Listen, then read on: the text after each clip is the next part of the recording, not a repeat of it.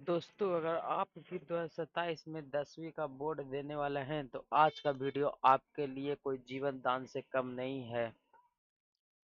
तो आज मैं आपको बताने वाला हूँ विज्ञान और सामाजिक विज्ञान के ऐसे 10 सबसे महत्वपूर्ण सवाल जो हर साल बोर्ड परीक्षा में रिपीट होते हैं और इस बार भी इनके आने के 100% चांस हैं। देखते हैं आप इन 10 में से कितने का सही जवाब दे पाते हैं। चलिए शुरू करते हैं। तो क्वेश्चन नंबर 1 है आप लोग के लिए कि विज्ञान भौतिकी से। तो क्वेश्चन नंबर 1 है आप लोग के लिए, मानव नेत्र का किस भाग पर किसी वस्तु का प्रतिबिंब बनता है, इमेज बनता है? तो फर्स्ट है कॉर्निया, सेकंड है रेटिया या हस्तिपतर। तो आपको क्या आंसर है? तो इसका सही आंसर है बी, रेटिया या हस्तिपतर। वस्तु का प्रतिबिंब हमेशा रेटिया या वास्तविक और उल्टा बनता है। तो फर्स्ट क्वेश्चन का सही उत्तर है ऑप्शन नंबर बी। इसका सही उत्तर ऑप्शन नंबर बी है। दोस्तों देख सकते हैं इसका सही उत्तर ऑप्शन नंबर बी है। चलिए अब क्वेश्चन नंबर 2 की तरफ बढ़ते हैं।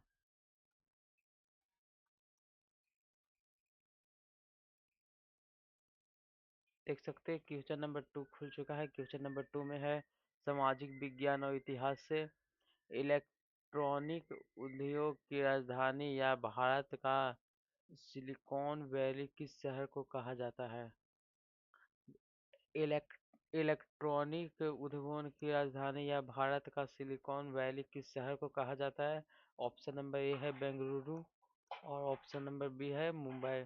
जिसका सही उत्तर होगा ऑप्शन नंबर ए होगा। ऑप्शन नंबर ए बेंगलुरु को आईटी और इलेक्ट्रॉनिक सामानों के सबसे बड़े केंद्र होने के कारण इसे सिलिकॉन वैली कहा जाता है। तो इसका सही उत्तर ऑप्शन नंबर ए होगा बेंगलुरु, क्योंकि बेंगलुरु को ही कहा जाता है इलेक्ट्रॉन उद्योग की राजधानी। चलिए क्वेश्चन नंबर 3 की तरफ अब बढ़ते हैं।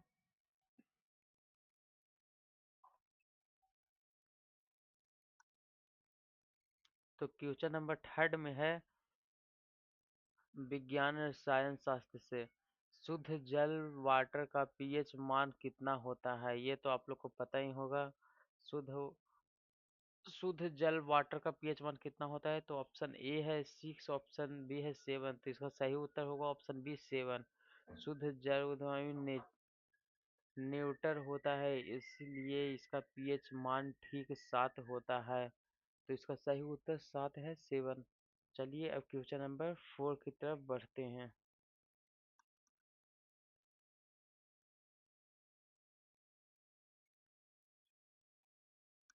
देख सकते हैं क्वेश्चन नंबर 4 खुल चुका है आपके लिए, सामाजिक विज्ञान अर्थशास्त्र से।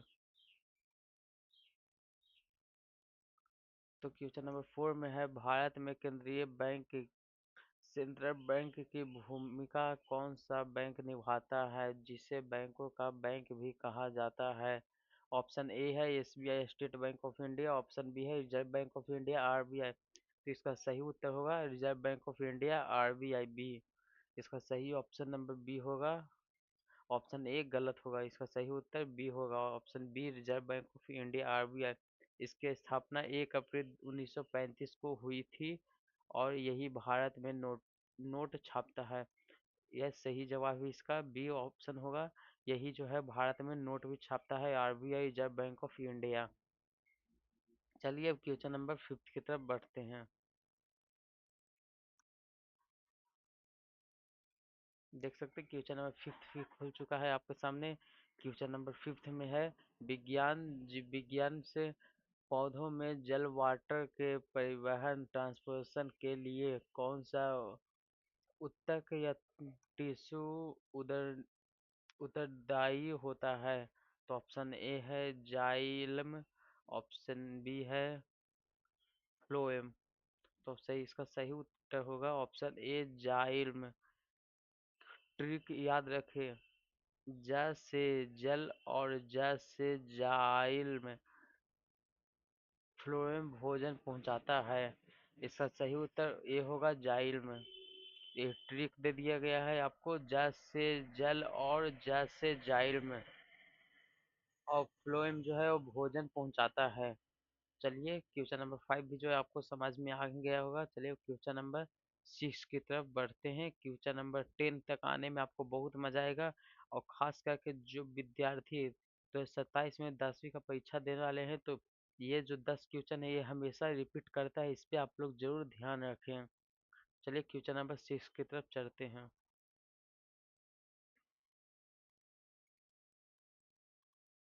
क्वेश्चन नंबर 6 भी आ चुका है आपके सामने। क्वेश्चन नंबर 6 है सामाजिक विज्ञान इतिहास से। जालियांवाला बाग हत्याकांड किस वर्ष और किस तारीख को हुआ था? तो ये तो अधिकतर को पता होता होगा, 13 अप्रैल 1919 को। बी गलत है, 15 अगस्त 1919 को नहीं हुआ था, 13 अप्रैल 1919 को हुआ था। आंसर ऑप्शन ए सही होगा, 13 अप्रैल 1919 को पंजाब के अमृतसर में जनरल डायर ने निहत्थे लोगों पर गोलियां चलवाई थी। ये जनरल डायर ही ने जो गोली चलाने का जो आदेश दिया था, जनरल डायर ही था उसका नाम। और 13 अप्रैल 1919 को जो हुआ था जालियांवाला बाग हत्याकांड, तो इसका सही उत्तर ये है, 13 अप्रैल 1919 को। ये क्वेश्चन नंबर 7 की तरफ बढ़ते हैं। अगर मेरा वीडियो अच्छा लगा हो तो लाइक कीजिएगा जरूर।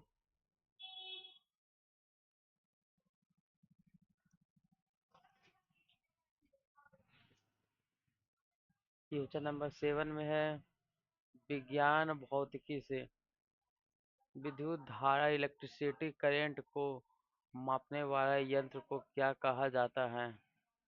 तो इसका उत्तर होगा, ऑप्शन में है पहले वोल्ट मीटर, ऑप्शन बी में है एमीटर। तो इसका सही उत्तर होगा बी, एमीटर। क्योंकि विद्युत धारा को एमीटर से मापते हैं और इसका मात्रक एम्पियर होता है, एम्पियर होता है। क्योंकि इसका ऑप्शन बी होगा जो सही उत्तर होगा। ऑप्शन बी जो है इसका सही उत्तर है। क्वेश्चन नंबर 7 का जो है ऑप्शन बी जो है सही उत्तर है, ए मीटर। चलिए क्वेश्चन नंबर 8 की तरफ बढ़ते हैं।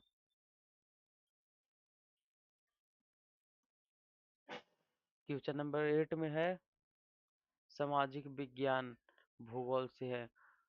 भारत का सबसे पुराना और पहला राष्ट्रीय उद्यान नेशनल पार्क कौन सा है? ऑप्शन ए में है जिम कॉर्बेट राष्ट्रीय उद्यान, ऑप्शन बी में है काजीरंगा राष्ट्रीय उद्यान। तो इसका सही उत्तर होगा वो ए होगा। सही उत्तर ए होगा, जिम कॉर्बेट राष्ट्रीय उद्यान। क्योंकि यह उत्तराखंड में स्थित है और इसकी स्थापना 1936 में हुई थी। इसका सही उत्तर होगा ए, जिम कॉर्बेट राष्ट्रीय उद्यान। ये उत्तराखंड में स्थित है और इसका स्थापना जो है वो 1936 में हुई थी। इसका स्थापना 1936 ईस्वी में हुई थी, और यह है जो उत्तराखंड में है। इसका सही उत्तर ए होगा, जिम कॉर्बेट राष्ट्रीय उद्यान। चलिए क्वेश्चन नंबर 9 की तरफ बढ़ते हैं।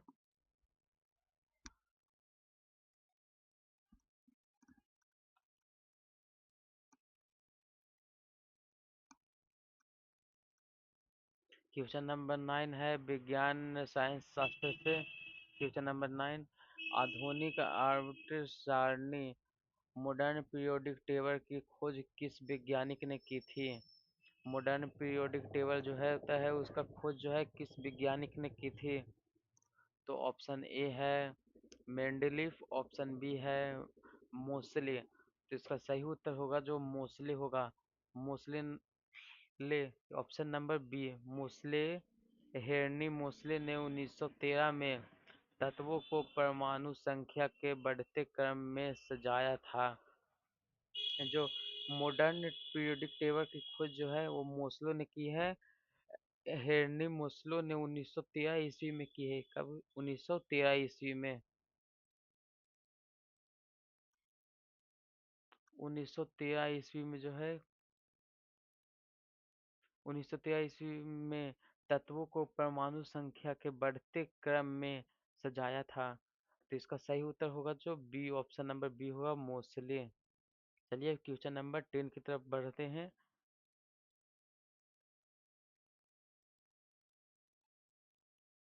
तो क्वेश्चन नंबर 10 में है सामाजिक विज्ञान और राजनीति विज्ञान से। तो क्वेश्चन नंबर 10 में है भारत में लोकतंत्र या प्रांत किसे कहा जाता है? ऑप्शन नंबर बी है राजनीतिक दल, ऑप्शन नंबर ए है राजनीतिक दल, ऑप्शन नंबर बी है संविधान।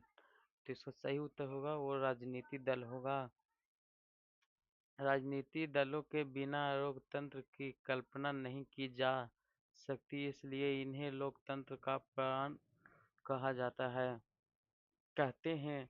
ऑप्शन नंबर ए जो है इसका सही उत्तर होगा दोस्तों। ऑप्शन नंबर ए राजनीतिक दल के बिना लोकतंत्र की कल्पना नहीं की जा सकती, इसलिए इन्हें लोकतंत्र का प्राण कहते हैं। तो चलिए, आज जो है 10 क्वेश्चन बता दिए हैं। क्वेश्चन 10 बता दिए हैं आप लोग के लिए, जो 10वीं की एग्जाम देने वाले हैं 2027 में, उनके लिए कोई जीवन दान से कम नहीं क्वेश्चन है। तो चलिए, अगर मेरा वीडियो पसंद आए तो एक लाइक कीजिए, अपने दोस्तों के साथ शेयर कीजिए और एक प्यार सा कमेंट जरूर कीजिए। चलिए, मिलते हैं नेक्स्ट वीडियो में। चैनल पे हैं तो सब्सक्राइब जरूर कीजिएगा। मिलते हैं नेक्स्ट वीडियो में, तब तक के लिए जय हिंद।